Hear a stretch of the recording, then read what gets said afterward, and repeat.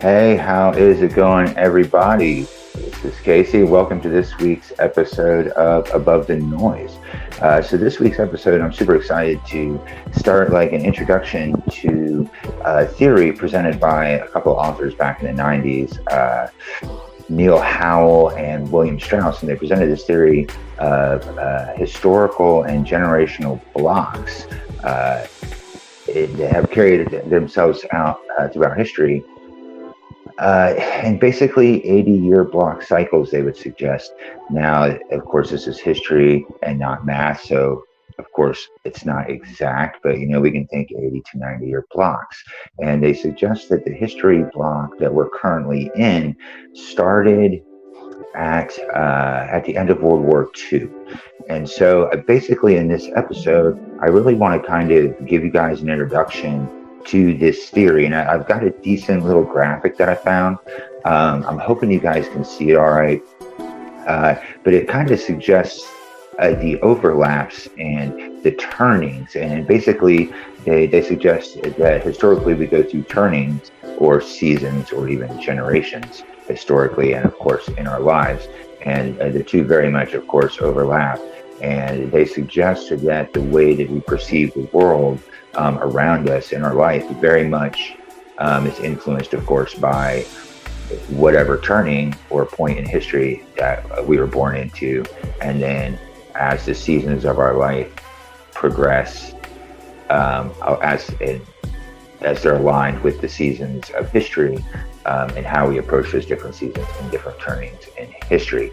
And so what I'm going to do, I'm going to bring this graphic up real quick and get so you guys get a look at it. And so what we're looking at here is it's suggested as a millennial saculum, and now saculum is a fancy term for basically history block. We're going to call this history blocks. And so you can see over in the right hand corner it's marked at millennium saculum, and they have this current history block that we're in right now starting in 1946 and running to roughly 2000 and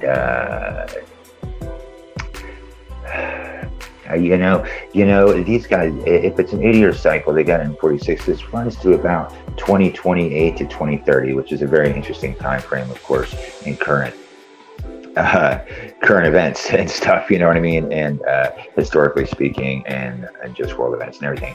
And so what you're looking at here is the top right quadrant is the beginning of our current history block, starting in 1946, running to about 1964.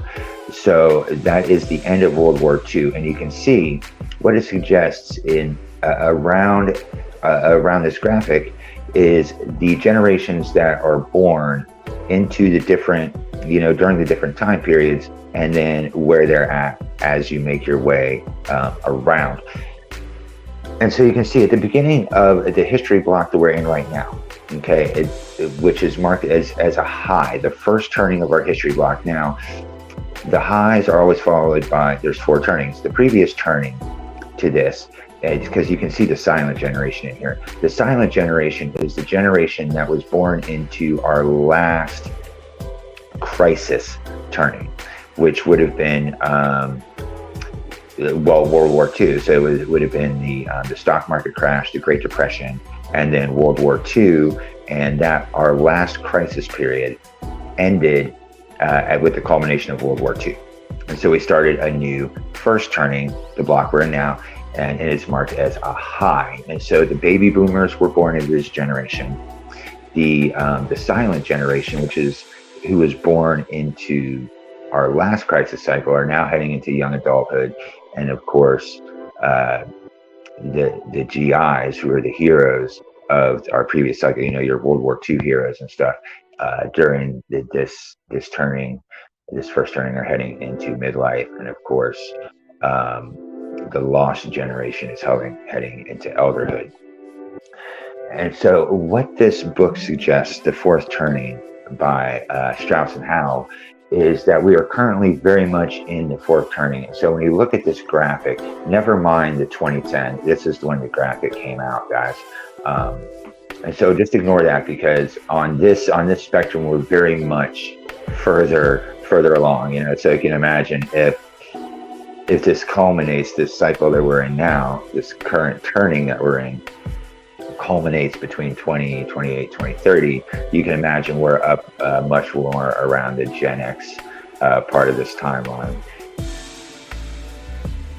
And so it suggests we're very much in a time of crisis.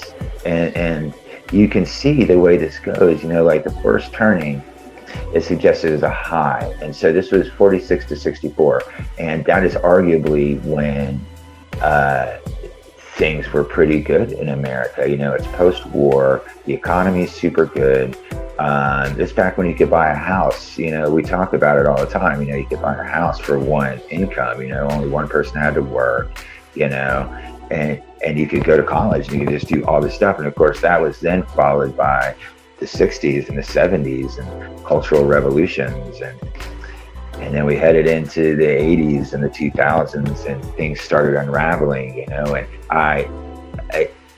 it all, you look at this graphic and it all just fits in so perfectly. It makes sense. And these guys would suggest that when you, as you keep taking these 80-year blocks back, like it was World War II, and then prior to that was, I want to say, the Civil War, and then the Revolutionary War, and they're all like these exact 80-year blocks. So that's where we're at, and we kind of know that. We can look at the world around us, guys, and I'm going to take this graphic away. Let me take this graphic away real quick, and just so I can kind of talk to you guys here.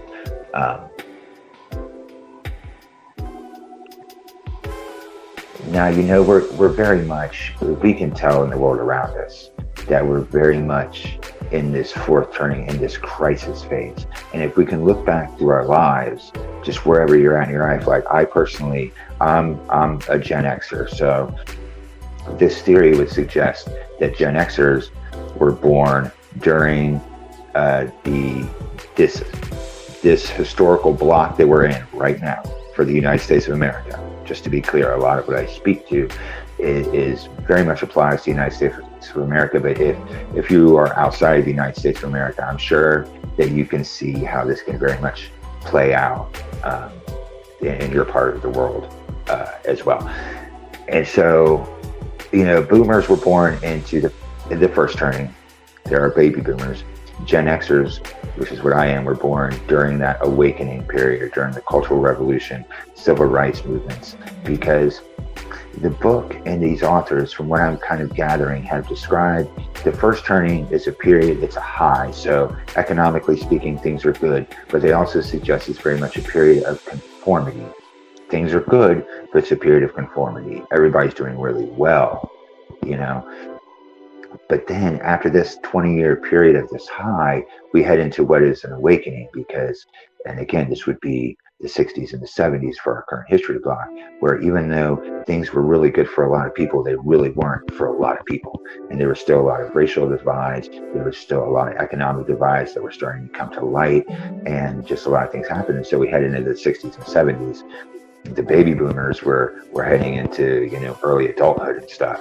And enter Gen Xers are born into this awakening period. And so again, when you consider the period of time that you're born into, what's happening in history is very much going to affect like your perception of the world in those first 7 years. Like we talk about it all the time. And so, I talk about it all the time in those first 7 years. And so when you think about that, so like you're born, Gen Xers were born into this awakening period. In the 60s and 70s, this cultural revolution and stuff going on. But then in our early adulthood, we're heading into the 80s. And it's very much a different span of time. The war on drugs is happening. And there's fears of socialism again. We're in the midst of a Cold War. And like, this is the society that as Gen Xers were growing up in as young adults. And in that turning, so we've gone through the first turning was our high when our baby boomers were born.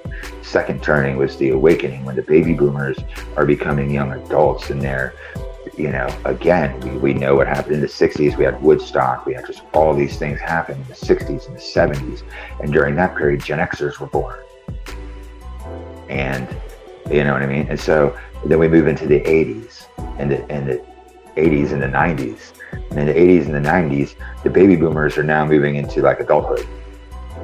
And the Gen Xers are moving into like early adulthood. We're teenagers and stuff, you know what I mean? And then heading late into the third turning is described as an unraveling.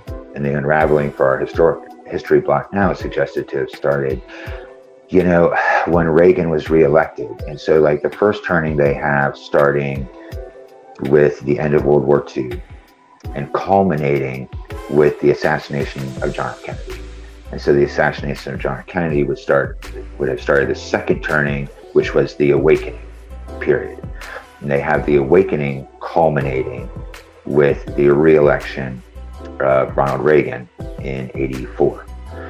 And at that point, they suggest that the unraveling begins. The third turning, the unraveling heading into the 80s, the 90s, and the early 2000s. The unraveling period would include 9/11.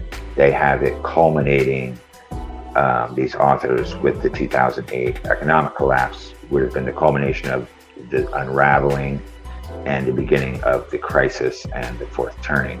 And then, of course, so during this third turning, we can see how a lot of things have played out. You know, like for Gen Xers and heading into young adulthood, things were pretty good. You know, we were in the, arguably from our perception as young adults, pretty good. You know, that we weren't at war, and I mean, things were good. The economy was good. This is the Clinton eras, you know what I mean? Heading into the 90s. And of course, children born during this third turning and this unraveling period would be now your millennials. Were born during the third turning, the unraveling, which again culminated in 2008 with the financial collapse, which began our crisis period and our crisis turning and our fourth turning, which these authors would suggest in their theory is the last turning of this historical block that we're in. And then we will tip over to a new history block and a new high following this fourth turning. So I'm going to bring this graphic up again, guys, so we can kind of look at, again, what I just kind of illustrated to you as I took you around this saculum to where we're currently up around where Gen X is pragmatic. You know, we're Gen Xers, that's me, you know, we're in midlife. Our baby boomers at this point in time are elders, you know, and this has them marked as wise, and Gen Xers are heading into midlifehood, and we're kind of getting pragmatic. And the interesting thing about this, and for many, and some, I don't mean anything by this, but depending on your perception of millennials and baby boomers, guys, it cracks me up. You guys crack me up. And it makes sense, the overlap makes sense. And I'll tell you why here in a minute and how this is all kind of crazy. Are marked as the heroes at this point. The millennials are the heroes of this turning, of our crisis turning that the United States are in. That the millennials are marked as our heroes. But if you look back through the saculum, it makes sense, because in the last crisis turning, it was the GIs. It was the greatest generation. It was the people that fought World War II. Were that same age demographic as what our millennials are now. And so it very much makes sense. It very much makes sense, you know? And so you can see when you look at it, like, what I find really interesting about this, and I'm not going to get too deep into it in this episode, is where the specific generations are at these different points in the blocks and how we kind of circulate around it. Because this particular episode, I really wanted to just really kind of focus on the history blocks and how they've overlapped and just really where we're at right now. But you can see on the saculum, as you make our way around, like for example, it's got in the first turning, the baby boomers are marked as prophets. They're suggested as the prophets. Prophet having two connotation or two definitions and spellings and all that, which I find kind of interesting, but that's not the point. But they're born into this first this high turning. The baby boomers are born into it, and they're feeling their childhood is indulged. They're indulged as child. Like, things are good. The world is good. Like, there's no fears. Like, whatever. The silent generation is heading into young adulthood. They're, of course, sensitive. And you know what? Never mind. I'm starting to get into exactly what I didn't want to get into on this episode. So let me get rid of this block. Let me bring myself back here. So, So when we know we're in this fourth turning, guys, and we know, or we don't, let me rephrase that. We don't know. This theory would suggest that history for at least the last several hundred years has kind of repeated this pattern of a high followed by an awakening, followed by an unraveling, followed by a crisis, followed by a new high. And in each of those turnings, new things unfold, and it's almost like revolution and evolution. And it's almost like this pattern and this cycle is a cycle of growth, like anything else, like the cycles and the seasons of our life.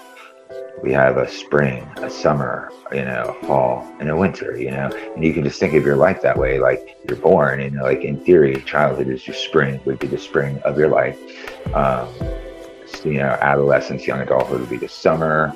Heading into midlife would be fall, and of course, elderhood and older age would be the winter of your life, and it just kind of makes sense. And so when we know that the universe and a lot of things in the world works in cycles and patterns, and it's very evident around us in a lot of ways.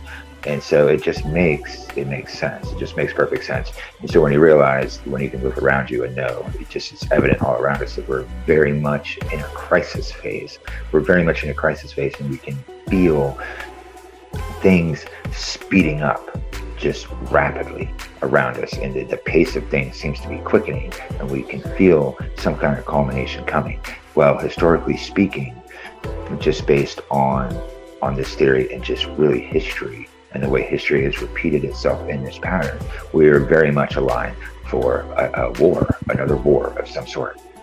Now, what that war is, I don't know. It could be your understanding or your perception of the world around you and how you're going to take these things in and perceive them is very much dependent on you as a person. Now, war could be taken into many contexts. We are very much in I feel like, a human conflict time. And so war is this human conflict, but I very much feel a sense of some kind of spiritual war, even like a good versus bad, good versus evil, positive versus negative. But I feel like maybe that exists on some higher levels, but I feel like that very much exists in us as individuals. And I feel like I think war in this turning that we're in, because of the type of world we live in now, and we look at these past turnings, but they didn't have the kind of technology that we have. They weren't heading into a new first turning and a new history block with things like AI and computer technology and all the things that we have now.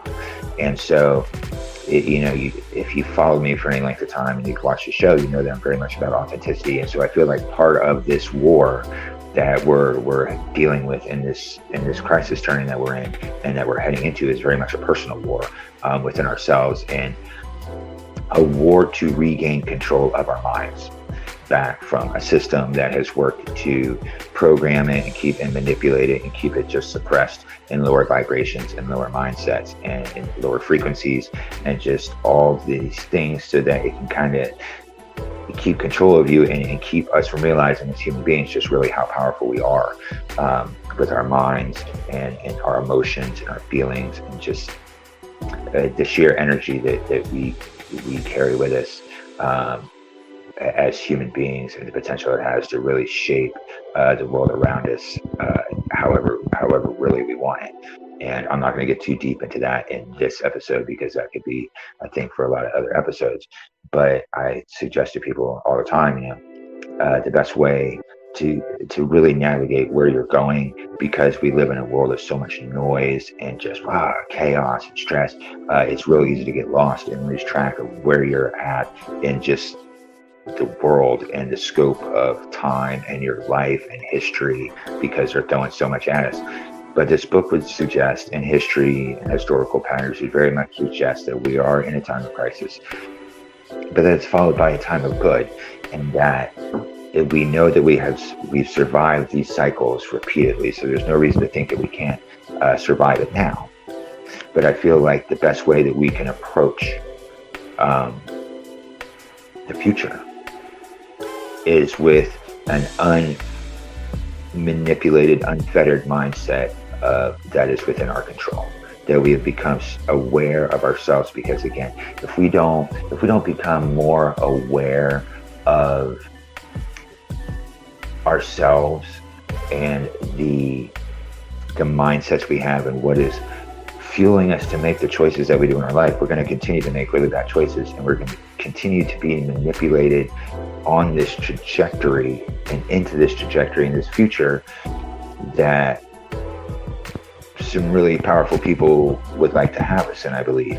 But I don't think it necessarily has to be that way. I think that the quicker that we really come to grips with the power we have as people, as human beings, and start reconnecting above the noise. That's what this show is about, guys. It's about elevating conversations above the noise so we can reconnect as human beings without the labels, without the sound bites, without the fear tactics, without just all the division, all the things that this system is putting out at us and throwing at us with the news, with social media, with our jobs, with bills, and just constant having to go, constant survival mode. We have to get out of this constant survival mode. We have to reconnect with each other on a very authentic human level so that our energies can connect, so that we can rebuild and reshape a future that we want, instead of just being trapped in this fear-based trajectory that they have so many of us on. You know what I mean? We can talk all the time about what's going on in the world around us, and we can talk about what's been done to us, what the system is currently doing, what it's done in the past, and we can go on and on and on and on and on about all that stuff. But at some point, that just becomes our contribution to more noise, and we have to rise above that noise so we can affect the change of what's been done to us. Like, at some point we have to talk about that. Like, at some point we don't need constant reporters from the current paradigm.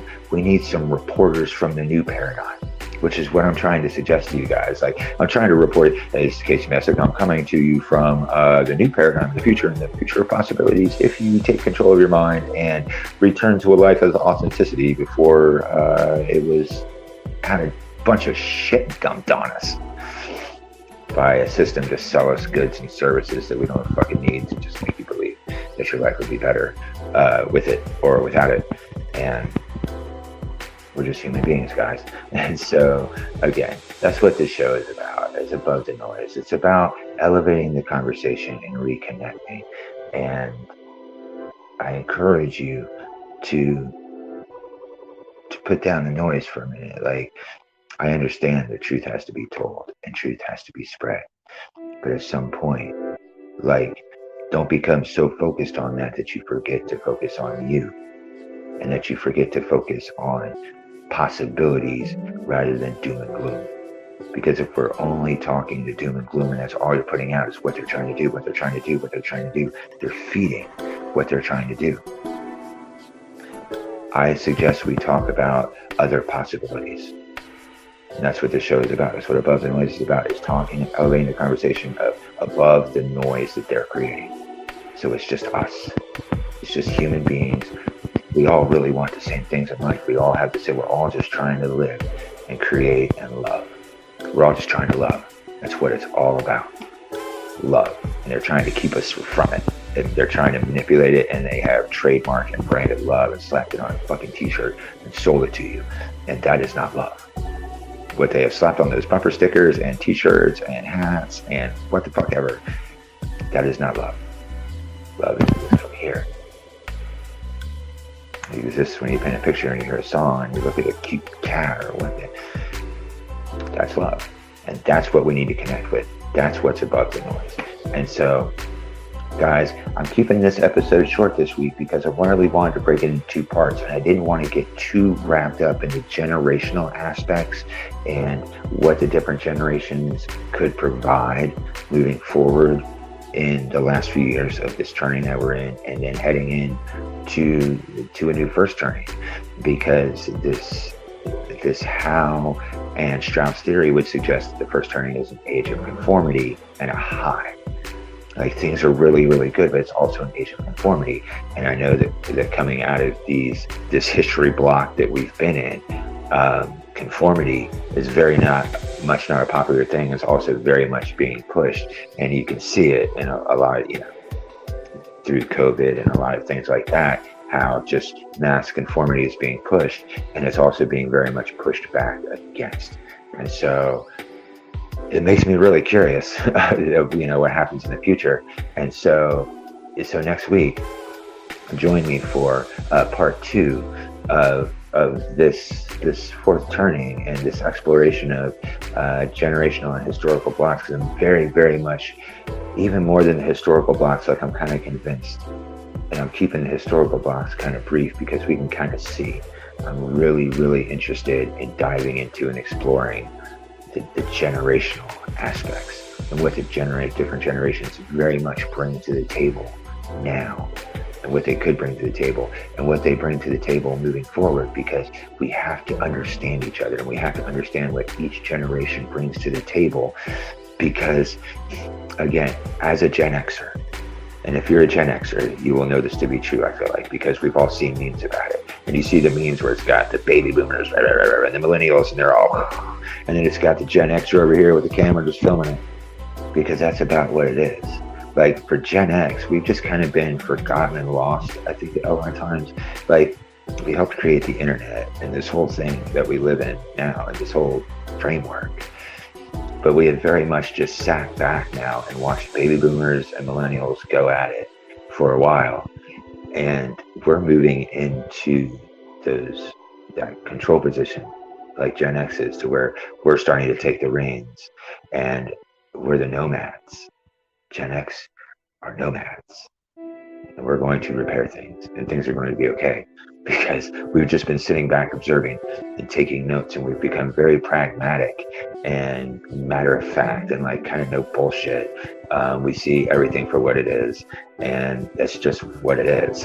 And like, we're just not going to bullshit. And so every generation has a role to play, and I'm super excited to head into this next week's episode. I will drop some links to a couple of videos, YouTube videos, that I've watched in preparing just for this topic, because I had ordered the book, guys, and I haven't received it yet. So I was really wanting to have the book and have read good chunks of it and took notes and all that. Even though I don't really take notes, I pretty much rant them off the cuff, because it's just more real that way, and I feel more authentic. And I mess up sometimes, and sometimes I get things wrong, and I try and correct them, whatever. But I'm going to drop some links that I watched to prepare for this that really captured my interest. I'll drop them in the description or in the comments somewhere.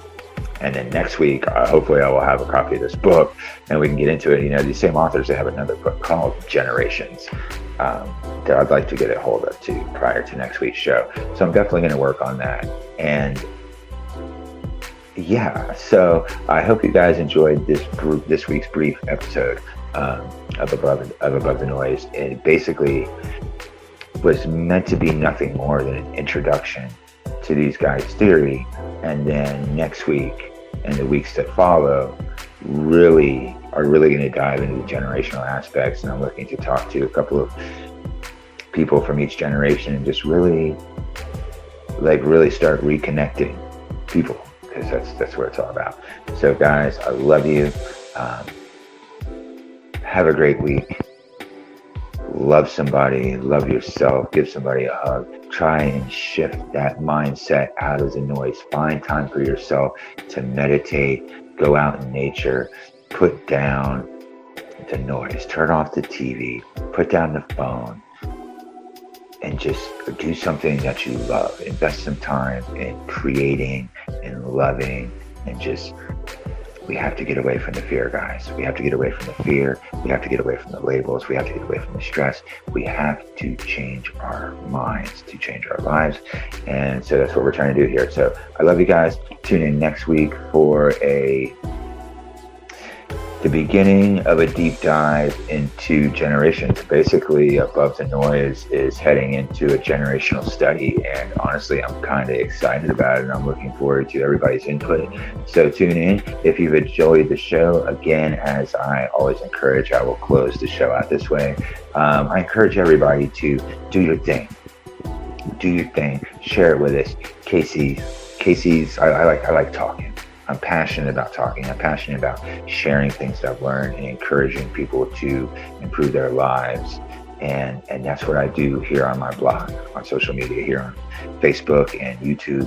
And I would encourage you to do the same thing. Do your thing, paint a picture. You know, if you enjoyed the show, throw me a tip. I'm not going to encourage you to go, you know, necessarily support me on some other social media site, be it a Patreon or some subscriptions and this and that. You know, if you like this, like my hat's on the ground, you know, CashApp a tip, buy me a cup of coffee, hit it on CashApp, PayPal, whatever, you know, drop $1, drop $2, like $3, you know, a cup of coffee. And I suggest you guys do the same thing. You know what I mean? Do what you love, throw it up here on your blog, live stream it, drop your stuff in there, and just let people find you and enjoy you, and let's encourage each other. That's part of reconnecting too, is encouraging and supporting each other just on the most basic level with as few middlemen as possible.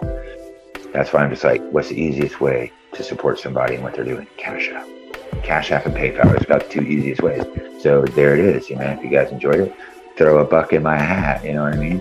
Share it is another great way to support the show, is to share the episodes, spread the word. We're just looking to make the world a better place, guys. So again, I love you. Enjoy the rest of your day. Enjoy the rest of your week. Enjoy your weekend. Enjoy each other. Look for the good in life. And we'll see you next week for another episode of Above the Noise.